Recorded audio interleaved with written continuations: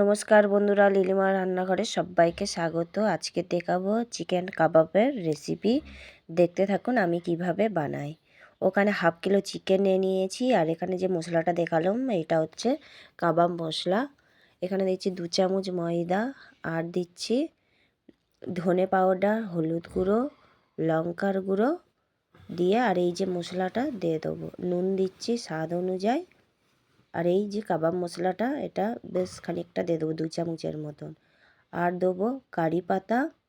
এই যে কারি পাতাটা দিলে কাবাবের ফ্লেভারটা খুব সুন্দর আসে। আর দিচ্ছি আদা রসুনের বাটা, এই যে 2 চামচের মতন দিয়েছি। দিয়ে এটা ম্যারিনেট করে আধা ঘন্টা রেখে দিতে হবে। আধা ঘন্টা তো হয়ে গেছে। এবারে রিফাইন তেল নিয়ে নিয়েছি, তেলটা গরম হয়ে গেছে। এক এক করে ভেজে নিচ্ছি চিকেনগুলো। আমার চ্যানেলটা যারা এখনও সাবস্ক্রাইবার করুনি, সাবস্ক্রাইবার করে লাইক করে আমার পাশে থাকুন। এই যে একটা একটা করে এরকম ডিপ ফ্রাই করে নিতে হবে, মুচমুচে হয়ে যাবে। আর চার সাথে সন্ধেবেলা আপনারা খেতে পারেন। এরকমভাবে আমার চ্যানেলে অনেক ভিডিও আছে চিকেনের কাবাবের রেসিপি, আপনারা দেখতে পারেন। এই যে লাল লাল করে ভেজে তুলে নিয়ে বাড়ির সবাই মিলে খান।